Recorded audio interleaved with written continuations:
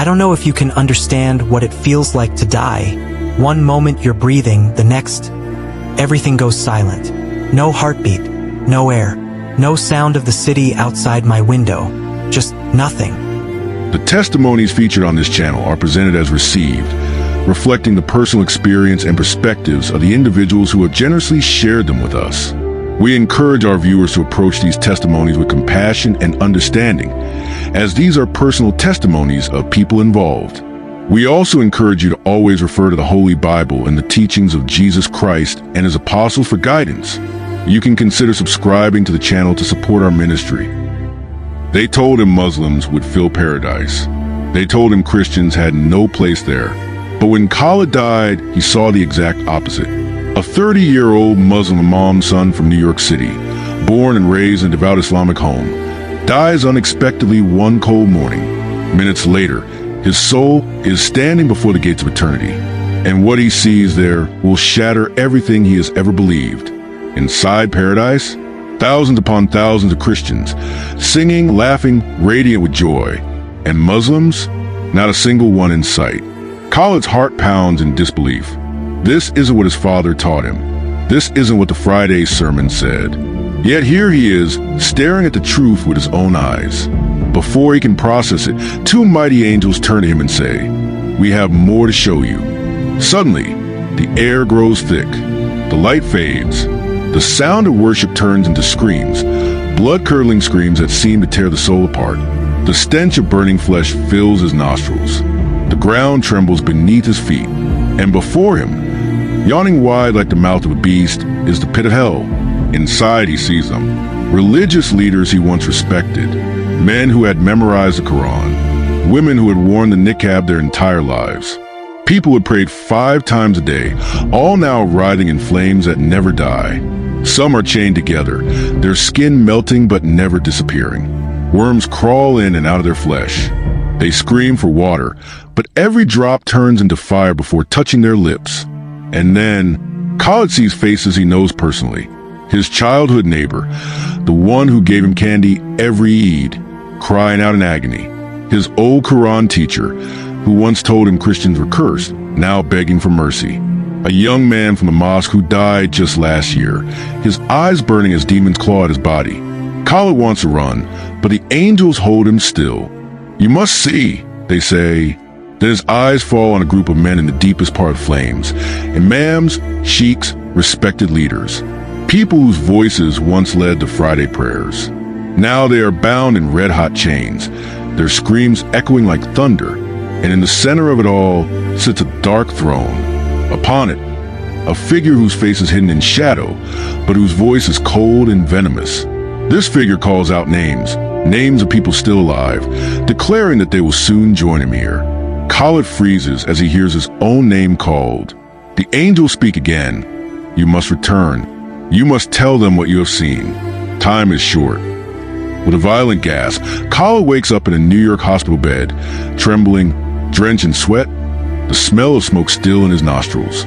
His family calls it a medical miracle, but Khalid knows it was no dream. What he saw in heaven, and especially in hell, will haunt him forever. And what he didn't see in heaven might be the most terrifying part of all. Stay with us until the very end, because the details Khalid is about to share will shake you to your core. And as you watch, tell us in the comments where you're watching from, because this warning must be heard across the world. Now, let's hear from Khalid. My name is Khalid, and this is my story. It started the moment I tried to open my eyes. I noticed I wasn't in my bedroom anymore. I was standing somewhere I couldn't explain. The air was alive, felt pure.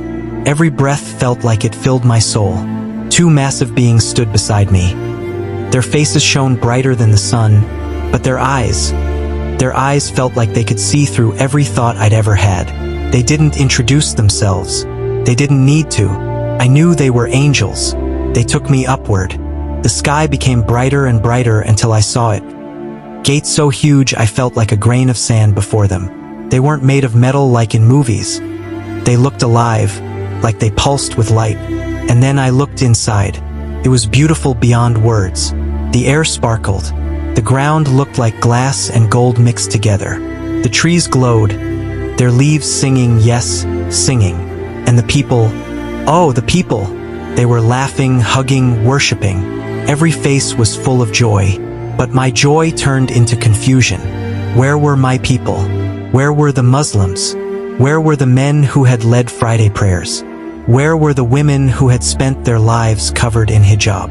I searched every face, and what I saw made my chest tighten. They were Christians.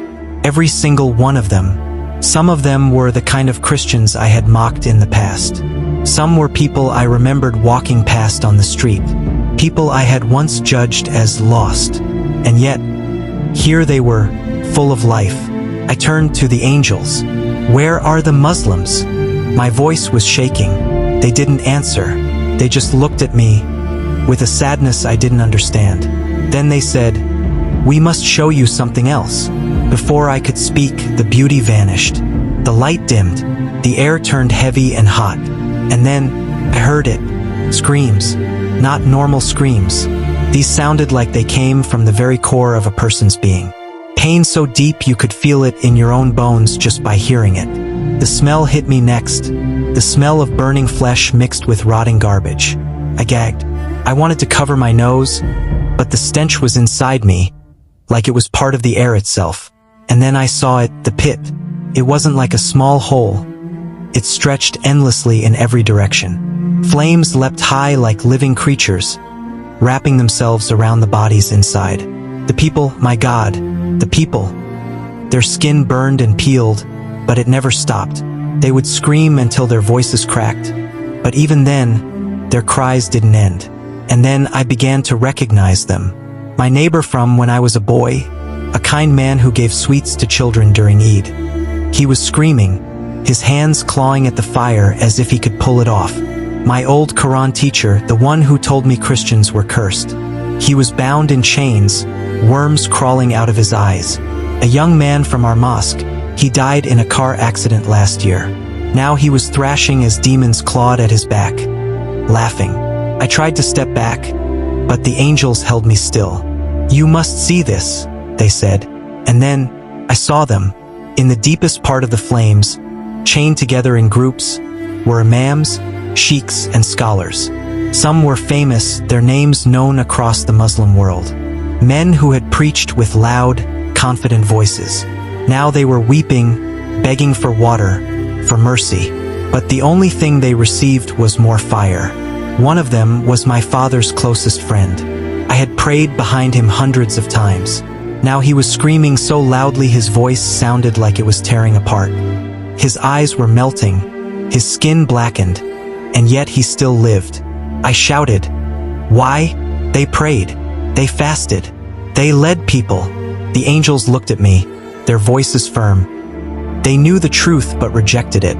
They taught people religion but not the way. They denied the one who is the only door to life. Their works could not save them. My body shook. I felt sick. I wanted to run, to close my eyes, to wake up from this nightmare. But then I heard a voice. It came from the center of the flames. There, on a twisted throne of dark metal, sat a shadowy figure. I couldn't see his face clearly, but I felt his eyes on me. His presence was pure evil, heavy, suffocating, hateful. He began to speak. His voice was like nails dragging across stone. He called out names. Names of people still alive. People who were on Earth right now. And with each name he laughed, promising they would soon join him. Then, he said my name. I froze. My legs felt like they would collapse. The angels moved closer, standing between me and that figure. "You are still alive," they said, "but you must choose, and you must warn others. Many think they are safe, but they are already on this path." The figure on the throne kept laughing. The sound followed me as the angels pulled me away. And then, just like that, I opened my eyes. I was lying in a hospital bed in New York City. My mother was crying beside me. A doctor was checking my pulse. My father was praying under his breath. But I didn't hear them clearly. I could still hear the screams. I could still smell the smoke. I could still see the flames when I closed my eyes. Since that day, I cannot stay silent. If you are hearing my voice right now, you are not here by accident. Please don't just listen. Think. Ask yourself if you know the one who can save you from that place. Because religion won't. Good works won't. Only the one the angels spoke about can. I will never forget what I saw, and I will spend the rest of my life telling it, even if the world hates me for it. If you keep watching, in the next few minutes I'll tell you exactly what happened when I returned home, what my father said when I told him my vision, and the terrifying thing that happened that same night, proving to me that hell is not just real, it's already calling for some people's names. Stay with me, and tell me in the comments where you are watching from. When I left the hospital that afternoon, I thought the hardest part was over. I was wrong. The real battle began when I walked through my front door. My mother hugged me, her eyes red from crying. My father didn't move. He just sat in his chair, staring at me with the kind of silence that feels heavier than words. I tried to speak gently. "Baba, I saw something. I need to tell you." For the next hour, I told them everything. The gates of heaven, the Christians, the absence of Muslims, the pit of hell, the imams and leaders I recognized, the voice on the throne that called my name. My mother's hands trembled. My father's jaw tightened. When I finished, there was a long silence. Then my father stood up slowly, his voice low but sharp. "You have been deceived. This was a trick from Shaitan. Christians cannot enter paradise. You are speaking blasphemy. Baba, I'm telling you what I saw." He slammed his hand on the table so hard my mother jumped. "Enough! You will never repeat these lies outside this house. Do you understand?" I looked into his eyes and realized he wasn't afraid for me. He was afraid of the truth. That night I couldn't sleep. Every time I closed my eyes, I saw the flames again. I heard the screams. I smelled the burning. I prayed, not like before, but desperately, asking God to show me the truth. At around 2 a.m., something happened. The temperature in my room dropped so fast I could see my breath. The shadows in the corner of my room began to shift, to move. And then, from the darkness, I heard it, the same laugh I had heard in hell. My heart froze. It was him, the figure from the throne. His voice was like poison. "You think you can warn them? You belong to me. I already called your name." I tried to speak, but my mouth wouldn't move. I was paralyzed.